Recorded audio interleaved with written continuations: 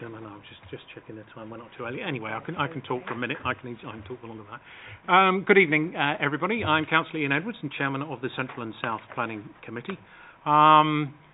We're just a minute short, so we'll get in with some pre-meeting announcements, normal stuff. Fire alarm, one not expected this evening. If it does sound, we will be leaving the building. Members of the public with us. Out through the doors you came in, the double doors directly opposite and down the spiral staircase. We will be going with you, so don't worry, we will escort you out that way. However, there are fire exits behind us should those be blocked, which we don't expect at all. Mobiles and tablets, can I ask please that everybody has their mobile devices turned to silent or off, and similarly the tablets, and members of the public attending and also those that may be following us online. Residents' feedback forms are available. We do encourage you to provide feedback so that we can improve our meetings and make them more accessible and understandable to members of the public. No changes in the agenda as published. Number of people sitting around the table. You may wish to know who they are. The planning committee is made up of councillors, and they are the voting members, and although I am also a councillor, I only vote in the event of there being a tie. Let me introduce to you the councillors, starting on my far left-hand side, Councillor Beera, Councillor Dillon, Councillor Duncan, my far right-hand side, Councillor Chamdow, Councillor Brightman, Councillor Arkway-Balana, and Councillor Yarrow. They are the voting members. The other people around the table are officers of the council and assist us in our decision-making. Glenn Egan is our legal advisor, Liz Penny, Democratic Services and minutes the meeting. James Rogers, Head of Planning, gives legal advice, planning advice. Meg Harani is also a planning officer, can give advice, but will be presenting the applications this evening. And Ahmed Akram is highways and gives us assistance on transport matters and highways impact matters. That is the people around the table. We will quickly go through the early part of the agenda. Item 1, apologies for absence. Councillor Chapman sends his apologies, Chairman. Thank you very much. Noted. Declarations of interest. Any additional declarations of interest, colleagues? None? Right. To sign and receive the minutes of the previous meeting. Before we leap into that one, can I just say that in reading agenda item 12, which was the deferred item, deferred on the 21st of November, I revisited those minutes, and the conclusion, the punchline to those minutes are wrong. The minutes back in November, the 21st of November, correctly summarise it as a deferment for the site visit, but the actual punchline to the minutes was that the resolution was to refuse the application. That is wrong, and I would like that amended to remove the word refused and put in the word deferred. Is that agreed? Agreed. Thank you. Right, the minutes of the meeting, the 10th of January. Are they agreed, colleagues? Thank you very much. We do have one matter notified as urgent, and that will be in part 2. And let me just talk about it while we're on it. Item 5, which is about part 1 and part 2. Part 1 items are matters that are discussed in public, and they are the planning applications, and you're welcome to listen to all of those applications. At the end of the meeting, we will move into part 2 because we have part 2 items, and they are matters that are considered in private. They relate to enforcement and can end up in legal action.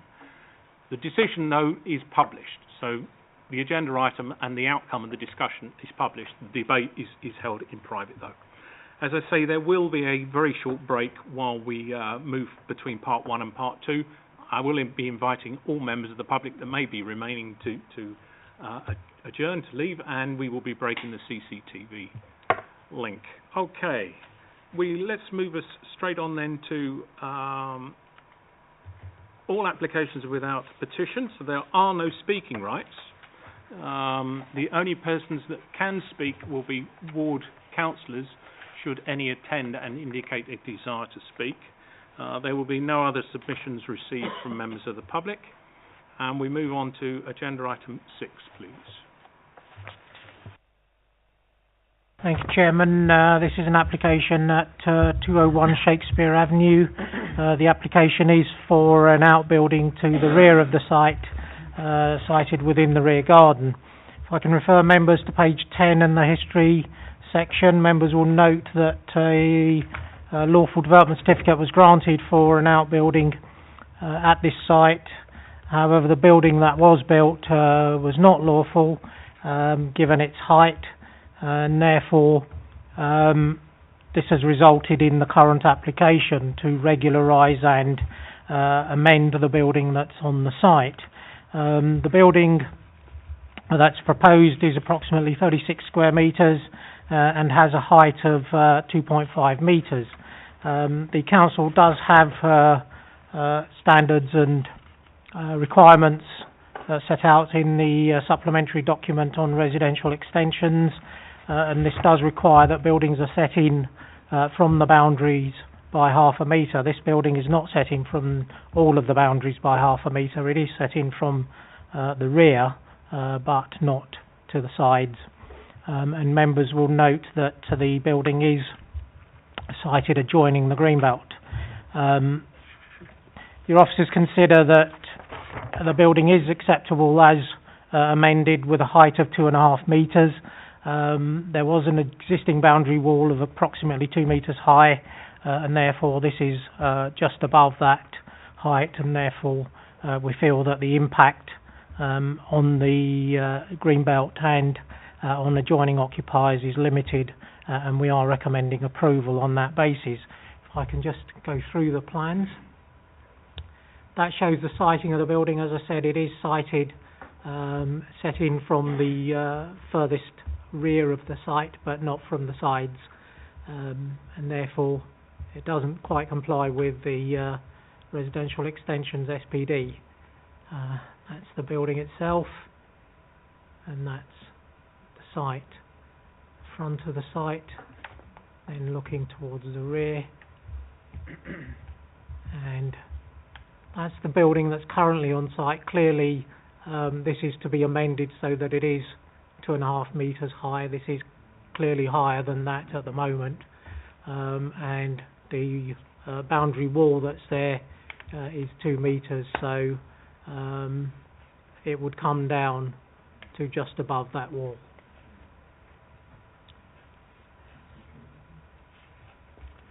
Thank you, Chairman. Councillor Ahmed-Walana. Thank you, Mr. Chairman. The development would have impact on the green belt. To what extent it's accepted, as we've been told that it's limited? I can pass that one over to officers to answer. Thank you, Chairman. I think your officers feel that you can build a 2 metre high boundary wall in this position. The door that's there is to be removed, so in essence what you're getting is a 2.5 metre boundary wall as opposed to a 2 metre boundary wall. So it's the difference between 2 metres and 2.5 metres that you've got to consider the impact, and your officers feel that we don't think we can win an appeal on half a metre, basically. Councillor Duncan, then Councillor Dillon, if I may, please. Thank you. Yes. Also, I think if we could just look at the aerial photograph, there seemed to be quite a bit of planting, because normally I think we would say if it adjoins the green belt, we would ask for planting at the rear or something. But there seems to be quite a bit in this case, actually, that would screen and protect the green belt a bit, I think. I think Ms Harani needs to clarify that matter. I think, it might be a bit misleading. There are trees that surround the site, but immediately adjoining. Since this was taken. Yeah, immediately adjoining the site is it's fairly clear, as you can see from. I think the photograph is a clear representation of the this photograph here. impact So on the green belt. so the park. the- That's what you see in the park. So that's immediately adjoining the site, and then beyond that are some trees. So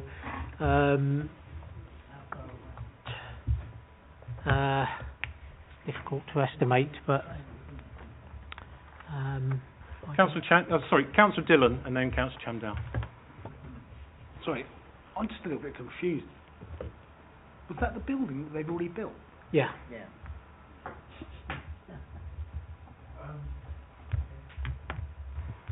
Councillor Chandel?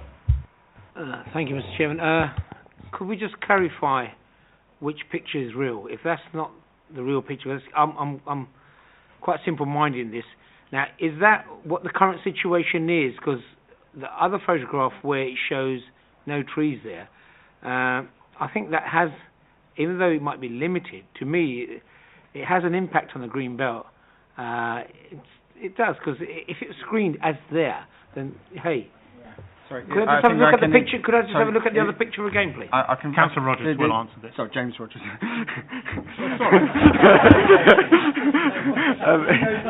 Mr. Rogers will start on it, yeah. So there's some very large trees just behind where this photograph is taken, and so because the canopies are quite high, it's actually quite open there because of the sheer size of some of the trees in the background.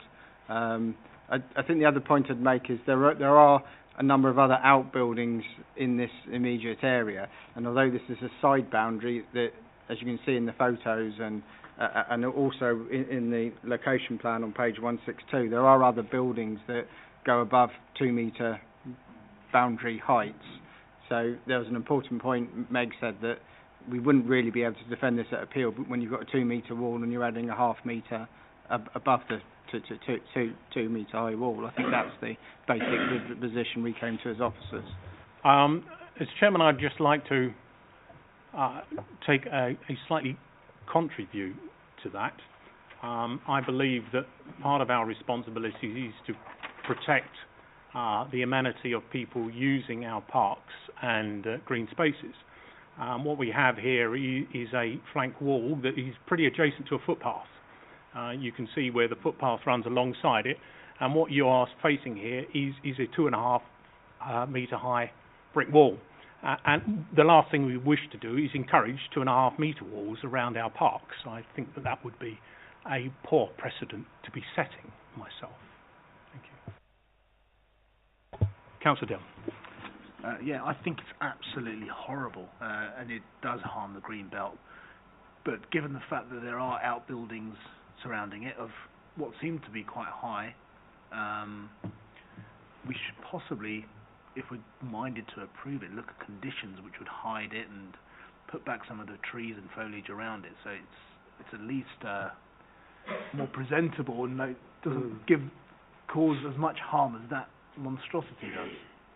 I need to bring our officers in to whether or not it's achievable. Sorry, had it been built a half a metre off the boundary, they might have been able to plant something on their land in that strip, but we're building it on the boundary. We're kind of in an approve-or-refuse situation. In theory, you could ask for a legal agreement for off-site planting, but that's not really a path we normally go down when someone's doing a small extension or an outbuilding. That's the sort of thing you'd bring into play if there was a large housing development or something like that. So I'd see this more as an approve or refuse situation. Councillor Yarra. Thank you, Chairman. When I'd like to move, I mean, what's been said I totally agree with. I think it is affecting the green belt and the outlook on the green belt, and we do not want to set any precedents. And judging from what's actually being built, I'm not sure what the finished product actually is going to look like. It looks like an absolute mess, so I would recommend that we refuse this and change the officer's recommendations. Thank you very much. Councillor Dillon is seconding that. Can the show of hands, please, on overturning the officers and refusing? That's 6, and abstain or against? I'm abstaining. Thank you. That's fine. Thank you. And 1 abstention. Thank you. The reason being the impact on the adverse impact on the green belt. The height. Building onto the boundary. No screening. Adverse impact on the green belt. Do you want to delegate that to me as head of planning to come up with suitable please. wording? Thank you, Chairman. Thank you very much. We move to agenda item 7, please. Cardinal Building. Thank you, Chairman. This application relates to a small part of the Cardinal Building within Station Approach Hayes. Members will know the history of this site. It was granted permission on appeal for a large number of residential units, over 500, and various other uses within the building. and this relates to a retail unit within the building and what was a meeting room stroke community use building, or part of it, and the application is for the widening of the retail use to include retail, but also to include office use and restaurant use, and also to include non-residential institution use, so that in order to try and get an occupier for the building. It also includes the change of use of a mezzanine floor to provide one studio flat. The flat complies fully in terms of its size and its outlook and so on. And the impact of the widening of the use of the ground floor retail unit is also considered acceptable. So we are recommending approval on this. If I can draw members' attention to the addendum sheet, there is an additional condition just tightening the hours of use on should the building go to a restaurant or a non-residential institution use, that the hours of use is controlled to reduce the impact on the residential occupiers above and around it. If I can just go through the plans. As you can see, it's not, the building is not, or this section of the building is not visible from station approach. It does look out onto a square within the development itself, and therefore from the public viewpoints there's very little change, and so it relates to these two elements. So that's the change from the retail to a wider use, and then above that is the residential use there that's being proposed, and all of that floor other than this element is residential, so it just goes with that. There is a slight change to the elevations, as you can see there. The top is the existing and the bottom is proposed. And again, that change is considered acceptable. As you can see, there is a public square there, which is this element here, station approach along here. So you wouldn't see the changes that are proposed. They are within this section here. So very little impact, and that's the frontage of the building. Thank you, Chairman. Thank you much. Colleagues, open this up for discussion. Councillor Dillon? Yeah, just one on the car parking issue. Are we talking about the car parking that they would be given spaces within the car park? In the existing car parking, I mean, there are spaces that are there for these particular uses, so there's not an increased requirement. So it's a kind of swap, if you like. Come back, please. And people wanting to visit, I mean, we may get some people wanting to visit the vicinity who come in a car. Where would they be parking?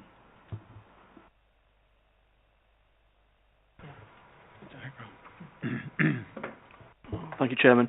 It's I mean, the site's located in a sustainable location, which is surrounded by car parks and on-street parking. Given the fact that it's in PTAL 4, and the fact that you've got the railway station within walking distance and bus stops everywhere practically, the fact that they're going to come by car is slim, basically. So, but if they do come by car, there's car parks located throughout the proximity of the site. It's on-street parking available, pay and display parking. So on that basis, there's no objections raised. Thank you very much. Final one on this. Yeah, thank you. Given that there are parking restrictions within that area, and if you drive into that vicinity, you're almost ticketed straight away. I have reservations about that. So if you drive into that area by the station, you're caught by camera and given a ticket almost immediately, because that area is private land. So I'm confused as to where they would park. There's also, you know, it could be two cars, but you've got people trying to visit that retail unit, and they're going to be penalised for visiting it. There's nowhere really to park unless you park over on Pump Lane. Yeah. That's the closest car park. So I've just got a reservation about that. It is an existing retail unit, so what it is doing is it's widening the use. So the retail unit is already approved in there. So what you're doing is you're widening the use to include office and restaurant use. So clearly there will be visitors to the retail unit as is, and you might get additional visitors to the widened use. But I think what we're saying is that they would have to make use of the existing facilities that are there, including the public car parks. Thank you. The officers have answered quite fully, and we are only talking about an increase of one studio flat, but loss of offices. So there might be a negative reduction in traffic or parking impact on that one. Councillor Duncan and then Councillor Arpeg-Villana. Thank you, Chair. I do feel a bit concerned that there seem to be two units in this huge development. One was for community use, which seems to have gone by the board, and the other one was for a small police unit, which is very much needed in the areas we all know. Both have gone. Nothing. No community facilities retained or safeguarded in any way. However, I accept that this is how life is, and that more and more stuff is taken away, sadly, without us seeming to do anything about it. And the Health and Fitness Centre, Class D2, is that the same as place of assembly, could I just ask? Because if so, would you want to put a restriction in the conditions? This one relates to D1, so it's not a health and fitness centre. This is a D1 use. So, which is a residential, non-residential institution. So, it's not the gym. That's so what's another it item. saying? It says on 3.1. There is a health and fitness centre there.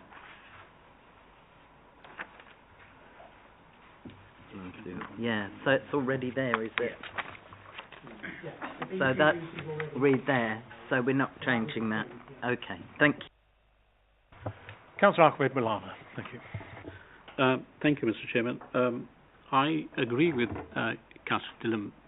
There is a problem of people getting tickets, additional visitors going into the car park. Might be getting tickets. There's high risk actually. I have experienced, and so many people contacted me. But I'm happy to move with the officer recommendations. Thank you very much. Councillor Brightman, your second. Thank you very much. Show of hands, please, on this one. Right, 5 and abstentions? 2 abstentions, thank you. So that application was approved. Agenda item 8159, Charleville Lane, Hayes. Thank you, Chairman. This is an application for a replacement bungalow on this site, the original bungalow having been demolished with associated works. There is a long history on this site, as members will see from page 37 and 38. There have been a number of refusals relating to new development and extensions to the original bungalow.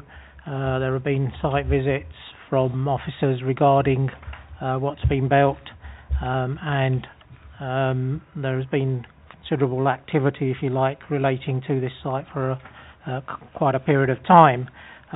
We've now reached a situation where we feel that what is being proposed, and again, it's not what's been built, but it's an amendment to what's been built, is acceptable in Greenbelt terms, and that's set out on page 43 within the principle of the development, and its impact on the character and appearance of the area, again on page 45, we feel is in line with what's in the road, and therefore we are now recommending approval to the amended scheme. If I can just show you the plans, as you can see, the site is fully within the green belt, and this is the site plan and the the existing floor and roof plans and what was originally the bungalow, and then we've got what has been proposed. So you'll see from the photographs that there are additional elements to the front which are being removed. The roof space is being used only for storage, and in terms of its scale, it's fairly similar to the scale of the original bungalow, and therefore we feel that in terms of its impact on the street scene, and again in terms of its impact on the green belt, it is recommended for approval. And this side elevations, and this is the site as it is. Those three projecting elements to the front are all being removed, so you'll have a flat frontage, and then you get a view of the adjoining properties. It doesn't extend it further forward than the adjoining properties, and to the rear it doesn't extend too far beyond the adjoining properties. This is particularly interesting because this building here was granted permission in 2003, and it was originally a similar bungalow to the one that 2013, sorry, to the one that has been approved. Or this site, it was similar to the original bungalow on this site, which is similar to these, and this is what was approved afterwards. So we feel that given that and the adjoining properties, it would be difficult to recommend refusal on the amended scheme for this site. Thank you, Chairman. Okay. Yes, Sorry, Mr. Roger. just one extra point. So what I'm about to say wasn't relevant to item 6, but is relevant to this one. So your officers have worked with the applicant on these proposals to make it an acceptable scheme. Sorry, if I could just point out to members the addendum sheet. There are some changes to the original conditions, numbers 5 and 7. Thank you, Chairman. Thank you very much. I'd just like to draw attention to the fact that the addendum change on condition 5 of preventing an internal staircase is to safeguard the immediate conversion of the upstairs, which would then have made this an unacceptable development if it had been bought before us in that way. And therefore the only way that this can be within our policy of expansion in the Greenbelt is if the first floor is not built, and therefore that is a necessary addition to the conditions in my view. Councillor Dillon. I think it's much better comparatively looking at some of the other properties in the nearby location. It's better suited to being a chalet bungalow rather than that spaceship that's a few doors away. So I would be minded to approve the officer's recommendation. Subject to the amendment and in the addendum. Thank you. Councillor Duncan? Thank you. Yes, when talking about the impact on the Greenbelt, as we did in an earlier one, we did say that it's if there can be planting close to development or boundaries of development, then it does tend to preserve the openness of the Greenbelt when you're in the Greenbelt. On the aerial photograph, it looked as if it was completely concrete in the back garden. Do you mind going back to that? Can you see? And there doesn't appear, I mean, although there's some planting nearby, I noticed that we've got a landscaping condition on that. Could we ensure when the landscaping comes in, I assume this is going to be dealt with under delegated powers, that we do get as much landscaping of the boundaries as possible, because then I think the arguments about the openness of the green belt are upheld, if you like. It helps to secure that. Is that possible? Mr. Irani, you wish to come in? Yeah, thank you, Chairman. You're quite right, it is fully hard stand at the moment, and officers are well aware of that, and that has been one of the discussion points that officers have had with the applicants and their agents. As this plan shows, it is proposed to return it to a rear garden and to have a front garden area as well. So the light green is grassed and planting area, on this, and then the darker grey area is the hard standing area. So the hard standing is being substantially reduced. As you say, there is a landscape condition as well, and we will ensure that that planting is carried out on the boundaries with the green belt. Thank you, Chairman.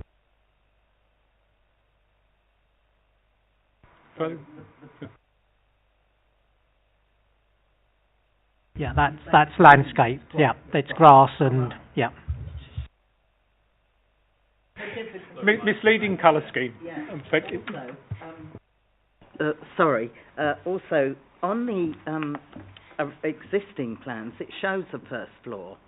So was that the one that was built and without permission, and that contravened everything, and that was shown on appeal to be unacceptable? That's correct. So that was the one that was built.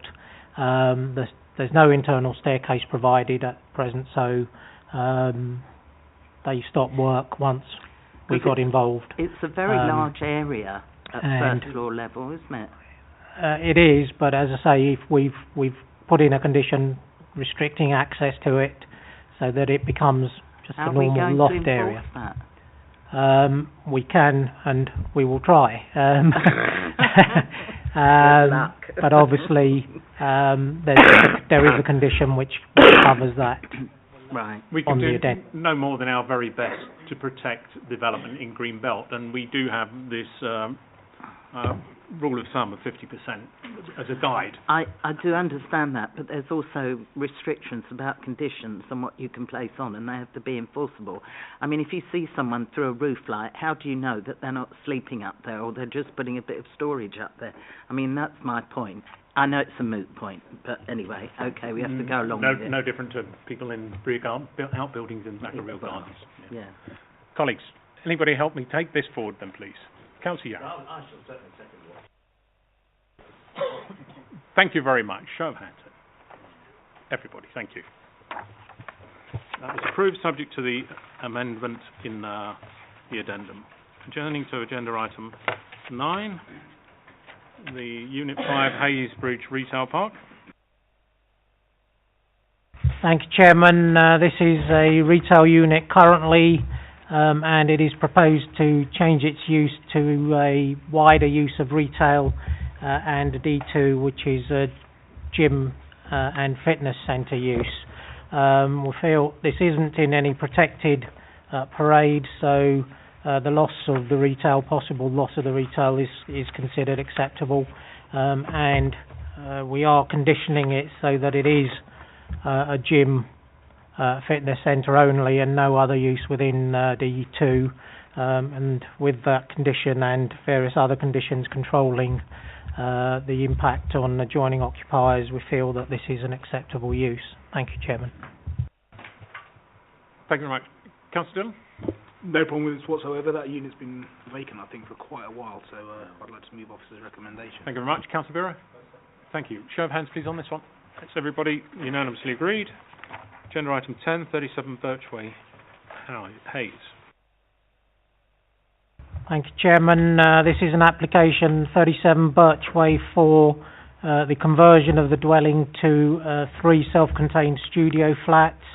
The flats fully comply with the space standards, the council's own standards in terms of amenity space, and therefore we feel that it is acceptable. They do provide 1 parking space per unit. This is an extended property, so it's slightly or quite a bit larger than adjoining properties, and therefore it is suitable for conversion. And on that basis, we are recommending approval. If I can just, sorry, I didn't show you any of the plans or photos of the last one, but that's the site. As you can see, it's had an extension to it, to the side, 2 stories, which makes it considerably larger than the adjoining properties, and therefore it is suitable for 3 units within there, and it's recommended for approval on that basis. There we are, and that's to the rear. just looking at the adjoining properties. Thank you, Chairman. Thank you very much. Mr. Roger, you wish to come in? Yeah, so I just wanted to propose an additional condition that we have an allocated parking condition. This is to enable us to control the parking, where it goes and how it's controlled. Thank you very much. Standard. Thank you very much, Councillor Duncan. Councillor Chamdale, second. Show of hands, please, on this one. Unanimous, thank you. 78 Central Avenue, Hayes.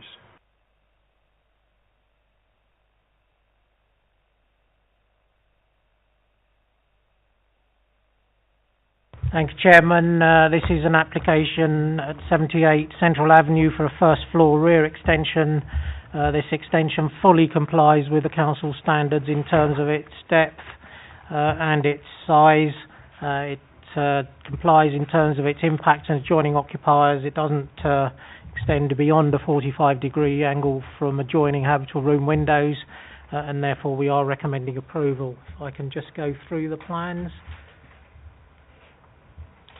The existing, the single-storey element is already in position, and that is the extension above it.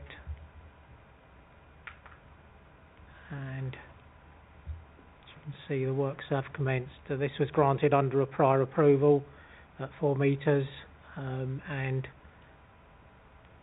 these are the adjoining properties, so it's fully compliant and recommended for approval. Thank you, Chairman. Thank you very much. Referred to us by the ward councillor, but we've no indication as to why it should be considered by us. Councillor Duncan. Thank you very much. Councillor Dillon. I'll second it. Is there, just quickly, any condition that we could put on so that in the future it couldn't become a HMO? There is a standard condition just limiting it to single-family dwelling, which we could add. I get the impression from the nods around here that that would be desirable. Yes. I would be happy to second it if we could add that condition. Okay, so proposed and seconded with the additional condition of single-family dwelling. Show of hands, please, on that one. That's everybody. Thank you. Number 12, land of the rear of 65 to 75 Worcester Road. Thank you, Chairman. I won't go through the full presentation because I did do that last time. Just to say that this was presented to members at the committee on the 21st of November, and there were a number of issues raised which we hope has been addressed within the new report in relation to the impact on adjoining occupiers, and members visited the sites and saw that for themselves. And also in terms of waste collection, and again we feel that that's been addressed. There is a large addendum item in relation to this. There were questions as to how long the garages have been out of operation, if you like. They were last used, or some of them were last used in September of 2017, and since then they have not been in use. There were questions relating to the trees.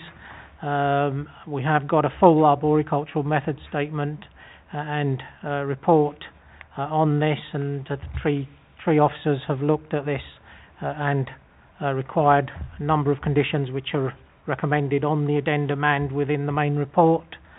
And there are a number of plans which I'll go through which show the impact on adjoining occupiers. So this is a plan which shows the minimum distances between habitable room windows and the development, and you'll see that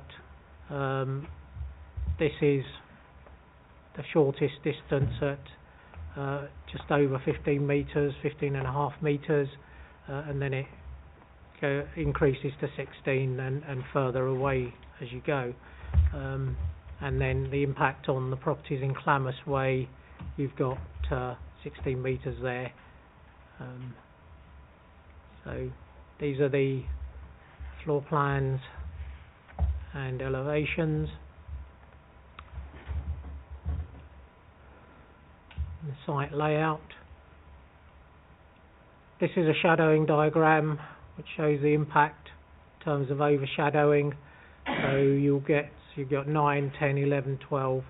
So there will be shadows within the rear parts of the gardens for 2-3 hours to these properties, and similar with these properties here as well. So there is some shadowing of the properties for a limited period during the day.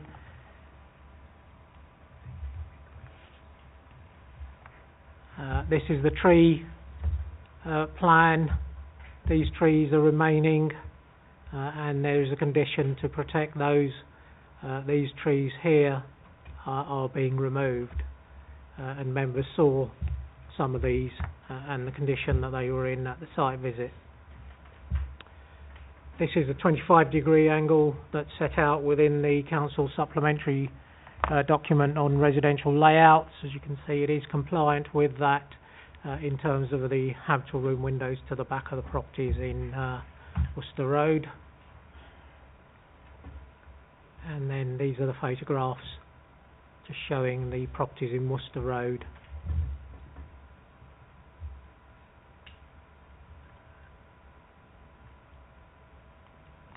Thank you, Chairman. Thank you very much. I found the site visit to be exceedingly helpful. It certainly clarified that the extension bit, the outrigger bits of the building were not habitable, and therefore we're considering the impact on the main building line. I open this now for discussion. Councillor Duncan. Oh, sorry, I didn't see you slide in. My apologies. You nipped in at the last moment. Before we move on then, I'd like Councillor Mills to be given the opportunity for 3 minutes. Thank you.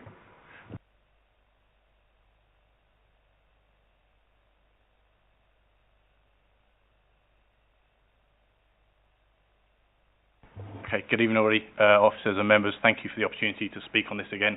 As mentioned, this was before you 21st of November, and it come back to you again following a site visit, and in my view, to use a phrase recently in politics, nothing has changed. The issues that were identified before still remain. I think the overshadowing diagram that you've seen tonight shows there is clearly a detrimental impact on the gardens of the residents in Worcester Road. And I would challenge members to prove how is that not detrimental, even if it's for a small number of hours during a day.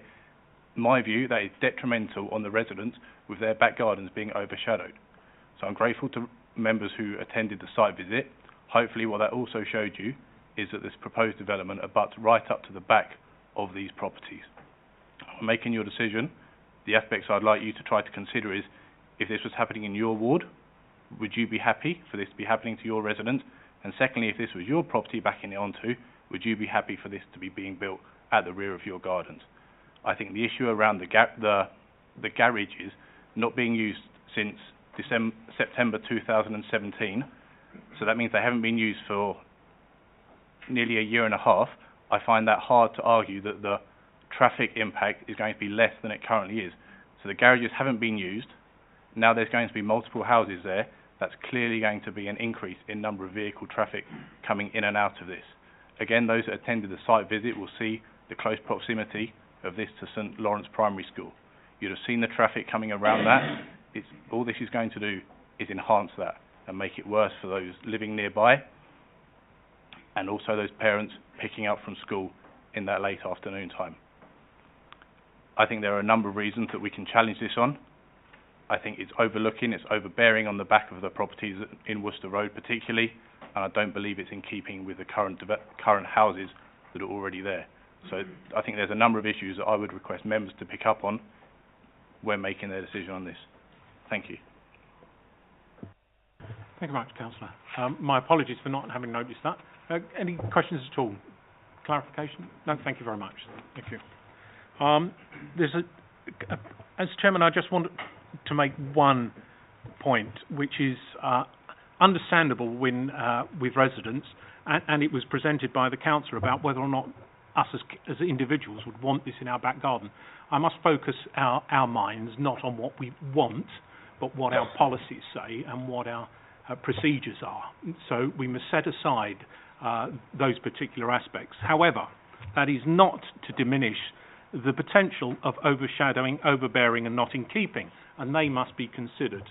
But before we get into discussion, I would just like to tease out the issue of the increase in vehicle traffic. It is put by the councillor in his presentation that because the garages have not been used for the last 18 months or so, there will be an increase in vehicle traffic. What is the benchmark that we use to determine from what the change is? Is it 18 months ago, or is it the existing use? Can you assist us, please? Thank you, Chairman.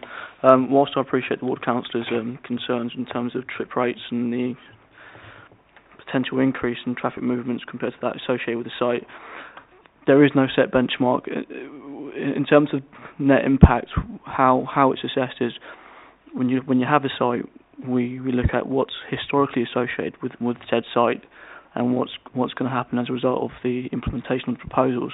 So in this instance, as mentioned in November's committee, there are 32 garages on site, and as a result of the proposals, it's in terms of highway generation terms, there'll be a net reduction in trip rates. Now, I understand that the site's been disused for 1.5 years now in terms of the garages, but overall, historically speaking, the site has generated more than what's going to be associated with the proposals.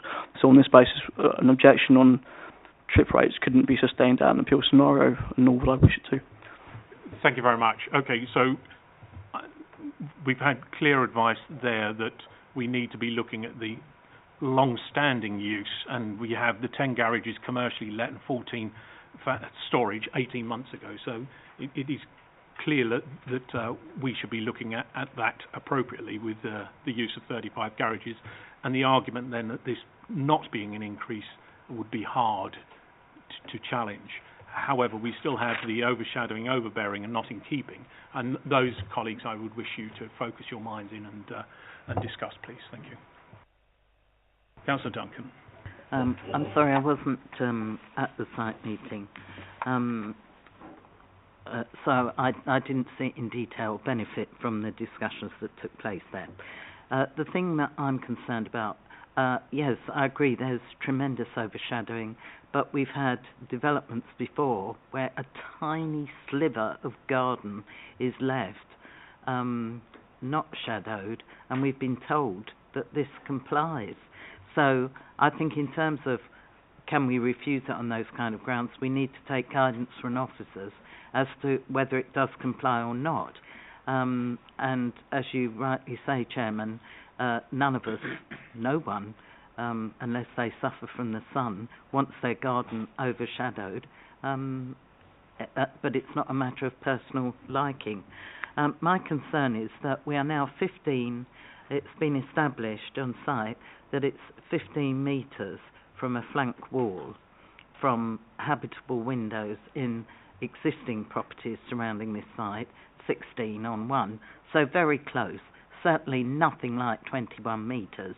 And on 2 floors, well on 3 floors, but ground floor it doesn't matter because that's obscured by fencing, they're shown as obscure glazed windows to habitable rooms, namely bedrooms.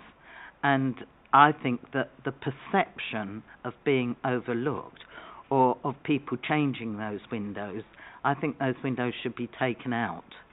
If we must have those windows in for ventilation purposes, I think that they should just be high-level windows.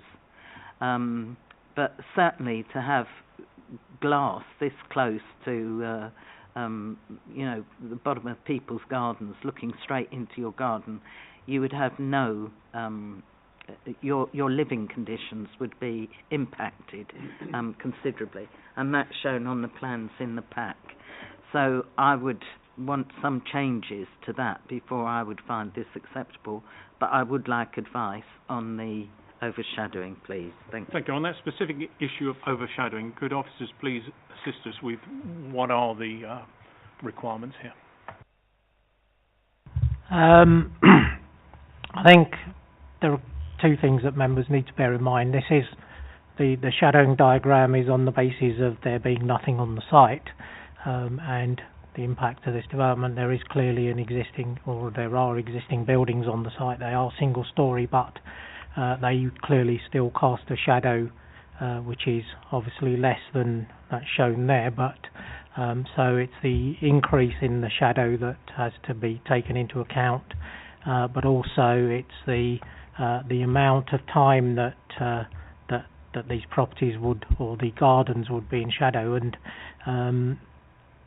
in applications where the applications have been refused on the basis of shadowing, the impact has been for a considerable period of the day rather than for a couple of hours. And in this particular case, most of the properties would be shadowed for 2, maybe slightly more than that, hours, and therefore we feel that on that basis it's difficult to recommend refusal on those grounds. Thank you very much. I mean, I believe that has clarified that. So as a reason on its own, overshadowing could probably not be substantiated because of the time span in which that shadowing occurs. It is not sufficiently overshadowing for it alone to be a refusal reason. Yeah. Sorry, could I just say on there that north is up, and yet the overshadowing is shown both to the north and the south, which I think is just technically incorrect. So I think the information that is presented to us here is not correct. Okay. We have a challenge of whether or not this information is correct. Our officers standing by this diagram.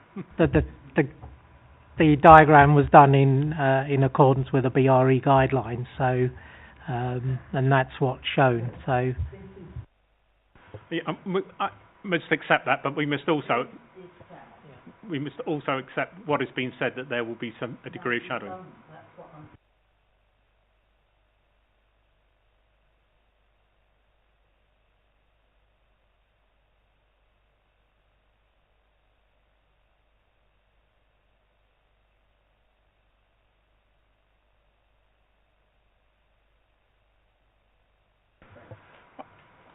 We have a difference of opinion. A councillor believes the diagram to be incorrect. Officers are saying that it's a diagram that's been constructed according to BRE guidance.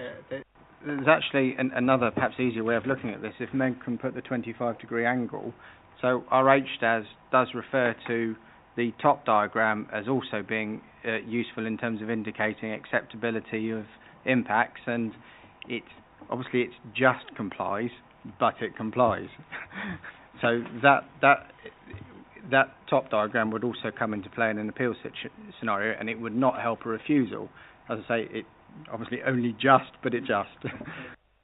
But that shows. It's accepted that they're clearly marked in the plan as obscure glaze, but your point has been made and noted. But we have other discussion here to come into, I'm sure. Councillor Yarrow. Thank you, Chairman. Well, then there are other things that come into play as well. On balance, when you read this, and I've been on the site visit, it appears to be more or less policy compliant, but nevertheless, it still gives me some concern about the over-dominate position that these properties are in. And I was astonished to find that when we went into Glamis Way, they actually look at the first floor level. There is a 2-metre difference in height. Now, how on earth does that affect the overshadowing? Because it's not a simple thing. They're already higher. Plus the fact that, looking at the plans, I would need an answer on, they're going to put a fence around. They're going to leave a 2-metre gap between the buildings and the houses in Glamis Way, and they're going to put a wooden fence. But you're talking about 2 metres of earth above it. That will not hold that amount of earth wet back. So we really must consider, what are we going to do about that? Should we have a wall down there? There are issues here that are not really part of necessarily a planning committee, but are seriously affecting the lifestyles of the residents that are going to be adjacent to it. Okay, on that issue, single matter of the boundary treatment and the variation of height, my question to officers will be, could that difference in height, boundary treatment, be addressed by way of condition, if the rest of the application were acceptable. Thank you, Chairman. We do have a condition requiring details of boundary treatment to be submitted. It's part of condition 6.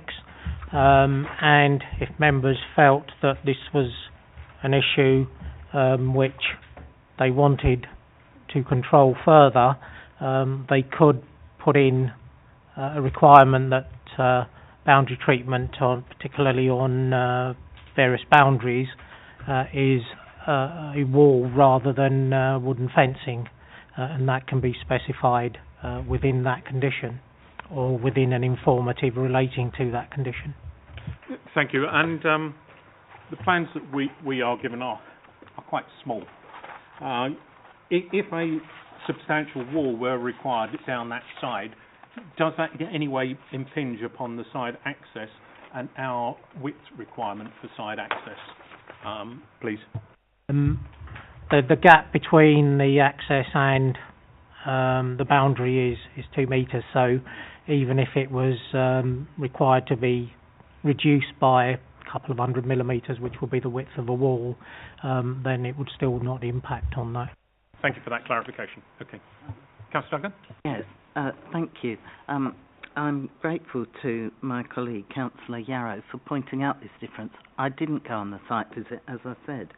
I was unaware that there was a 2 metre difference in height, and we have come seriously unstuck in the past on a development that did not show sections, as this one doesn't show, so that you could not see the relationship to adjoining properties. And I think that we should have that in order to assess this impact. I certainly didn't know about that. That would certainly, I would like to see that to make some judgment about that anyway. Officers, can you assist on this matter? I think as members clearly saw on site, there is a level difference between the properties on Worcester Road and as you go up towards properties on Clammas Way. So there is a rise in levels. The properties on Clammas Way are higher than the site, and therefore, in terms of their impact, there should be a reduced impact on Clammas Way as opposed to the impact on Worcester Road. The site and the properties on Worcester Road are fairly level. So the rise is once you get past the actual garages towards the properties in Clammas Way, and because they are on a higher level, then the impact on those properties should be reduced. Does that mean that the houses are going to be built at the higher level, so that the ones overlooking the properties on Worcester Road are going to be built up, or are they cutting into that? The site itself is level, so they will be built on the current level of the site. So there's no rise in the site. No, there's a rise past the site. From our site visit, the actual garages are built on a flat site. The gardens are 1.5 metres, maybe 2 metres higher in Clammas Way. And that would be a reduction on impact from the properties. There is a levels condition here to ensure that the houses were built at the lower level and not raised to the Clammas Road level, which I can't imagine they would wish to do that, but that is covered here. But we still have the issue of the impact of these properties 15 metres away from the flank wall of the properties in Worcester Road. Councillor Chamdal. Thank you, Mr. Chairman. Yeah, looking at the drawings and the officer's comments, I still feel there is an overdominance there. And it's oppressive to really enjoyment in your garden. To then suggest, whether it's 3-4 hours or whatever the sun, it's just like, it seems like a guesswork. It could be 3, it could be 4. I believe that is just too close. It meets most of the policies, but I still feel that is overdominant. Okay, could I just ask for a little bit of legal guidance here? Because I'm getting an indication that there is concern about a perception of overdominance in the rear gardens here. If the members were to arrive at the conclusion that they believed it would be over-dominant, is that still a valid reason for refusal, notwithstanding the fact that it was policy compliant? Thank you, Chairman. The fact that the proposed development is policy compliant makes it more difficult to substantiate that argument at appeal. So members would need to be very clear as to the reasons they're specifying for saying that they believe the development is over-dominant. Okay, thank you. So that leaves the door open, but you would need to have a very clear argument as to why. So that is the challenge, if members were minded to refuse to overturn, is to very clearly state what those issues were, because it appears to be policy compliant. Councillor Yarrow. Could I just have a sort of point from the officer, a point of clarification? I made a statement that says it seems to be basically policy compliant, but it is an overdevelopment. Do the two not go together? It can't be policy compliant if it is overdeveloped, or it can be policy compliant and be overdeveloped. I think, Chairman, what they would look at appeal is, okay, members have done the site visit there, so that's the subjective impression that you've got there. So the officers are saying this is policy compliant. Members are entitled, having viewed the site, to take the view, well, actually, we're not 100% certain this is policy compliant. And by the way, we feel it's over-dominant as well. That seems to me to be arguable on appeal, and expect whoever might take a different view, as can always happen. Thank you. Okay, colleagues, I mean, we are in sticky ground. Councillor Duncan, then Councillor Dillon, if I may. I think if there's this difference in impact on the Worcester Road properties rather than the Clements Way properties, one could then argue over-dominance in relation to the Worcester Road properties, particularly as the height is going to be appear to be greater anyway because of this rising up to that level site. Is that right? The diagram behind you is a representation of the building in relation to Worcester Road. So it's exactly the same level. In that case, I think the over-dominance arises from the fact that you've got, in effect, a three-storey structure with windows, with full-sized windows, which, when opened, would give rise to noise and disturbance, which would be contrary to residential amenities. Thank you for that view. I'll just bring in Mr. Roger. I mean, it wouldn't be appropriate for you to delegate to me to redesign the scheme, but if it's simply an issue of those three side windows, none of which... The windows are secondary windows. They are conditioned to be non-openable below or above below 1.8. So there is a condition.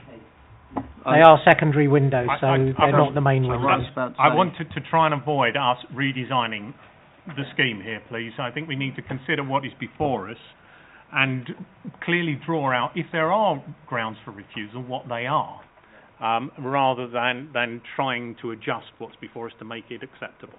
Yeah. Sorry, I understand the point being made, that if it's something that could be overcome by a condition, for example, but this shows windows that are clearly not divided, so they couldn't only be, they're either opening or they're non-opening at all on this drawing. That's the detail that's shown to us that we have in terms of information to make a decision on. And they are secondary windows, and at the moment, as they stand, as submitted to us, yeah, they can be obscure glaze, but they can be opened. There's nothing to say they can't be, because the condition says only the top part should be opened, but there isn't a top part to just be opened. It's either you open the whole window or nothing. And so from that point of view, once they're opened, you've got this 15 metres away with noise, disturbance, music, whatever, coming. I accept the point, and if that were the only sticking issue, I believe we could move forward. But you also raised the issue of this appearing to be the three-storey level, and we've heard other comments about the height of it being dominant. So it isn't just the issue of the windows that I'm hearing from members. It isn't just the issue of windows, no. It is a wider issue of which the windows are a factor. Yeah. Okay. Councillor Brightman. Thank you, Chairman. Could the officers confirm if there's a difference between a standard brick wall and a retaining wall with regard to the side wall that is backing onto the gardens in Clammas Way? The one that would be needed to support the change in level? Yes. Yes. In terms of its appearance, there's very little difference. In terms of the way that it's built, there might be a difference. But it could still be accommodated within the 2 metre without infringing upon the rear access. So I think the height level can be accommodated, the design of that retaining wall, and I think we need to put that to the side, and we need to just consider the other issues that were made. We haven't yet spoken about the not in keeping and whether that is an issue, but from my visit there wasn't a uniform building appearance there, particularly in Clammas Way. There were a number of different designs of building, and so from my perspective I think that is a bit of a challenge, that one. However, the overbearing in particular is a consideration, and we need to bring this now to a bit of a conclusion, if I may. Councillor Dillon. I agree with a lot of what, thank you, Chairman. I agree with a lot of what Councillor Duncan said. It is overbearing. 3 stories with the shadowing, which, okay, a report says that it could be 2-3 hours, but in practice it tends to be very different, I find, from just as a resident, having seen some developments. So, and I think there's an impact on the visual amenity. A visual impact on those residents that are already living there, on Glamis and Worcester. So for me, it's just overdevelopment in a site. Thank you. Without taking a vote, can I get general feel here about, is that a common view of officers? Right, I get the nods here. So we're looking to say that members are finding this not acceptable because of its over-dominance of the properties in Worcester Road. And so let's please clarify then the reasons, because we need to be very clear here for those reasons. Okay. So we've had the height, which is, so the over-dominance is exacerbated by the gable end. Yep. The windows giving us a sense of overlooking. Okay. Together with a degree of overshadowing. We'd say no more than that, just a degree of overshadowing. But you can't say that. Can we come in what we Okay. think we can and can't? If I can just advise, obviously, members, in terms of over-dominance and so on, I would advise against over-development in terms of the way that over-development is measured. You look at density and so on, and this will be fully compliant with the London Plan standards. I would also advise against overlooking, perceived overlooking, because there is a condition restricting this. If members felt that that was the only issue, they could condition it to be totally non-openable, those windows, rather than top openable. They could say to be non-openable, full stop. So I would advise against that. Obviously, in terms of the impact on adjoining occupiers, the other issues are ones for members to look at. Thank you, Chairman. Okay, thank you. That's helpful. Okay. So, that is the issue. Now, can somebody round that up into a proposal? Thank you. Councillor Duncan.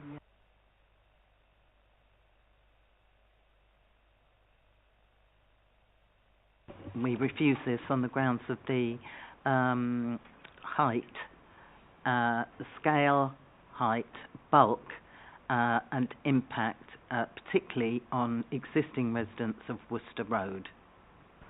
Thank you. And if that can be tidied up by officers, please. Yep. Does that meet a sustainable argument? Getting the nods? Yeah.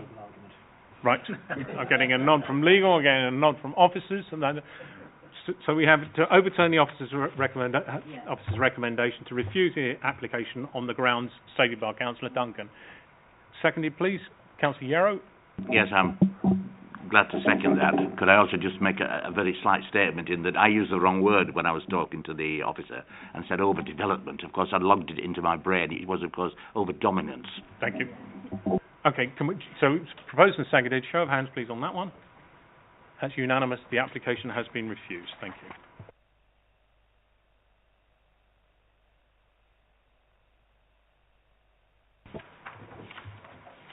number 29, Fairfield Road, Uxbridge. Thank you, Chairman. This is an application for a new dwelling in the rear garden. As you can see from the number of reasons that are set out, it is unacceptable in terms of the principle of the development and the garden grabbing, as it's called, issues. There's also the impact on the adjoining occupiers, including the application property itself, and the design of the building not being in compliance with the requirement for disabled access. So for those reasons it is recommended for refusal. There is an amendment to condition 5. We feel that we've kind of over-egged the impact, and therefore we've taken out the issues relating to 27, 29 and 31, because that is in compliance with the standards that are set out in the supplementary planning document. The impact on Landcrest Close properties still remains, so that reason still stands, but only in relation to those properties on Landcrest Close. I can just show you the plans. The site is in an area of special local character.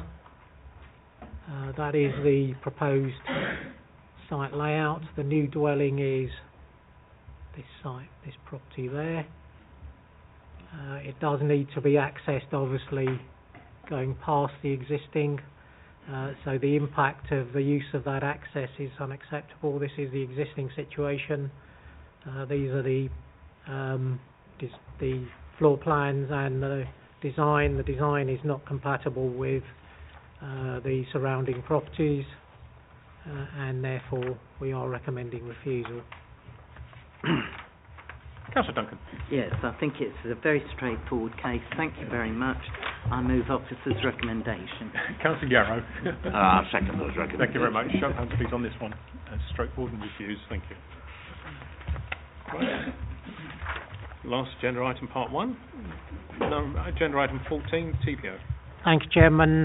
This is just confirmation of a TPO at 57 Pippins Close to the front of the property. If I can just show you the photograph of the tree, it is the very tallest tree that you can see, this one here, which is being protected, and we have objections to it. Those objections are set out within the report, and the reasons why officers feel that there should be a TPO on this tree.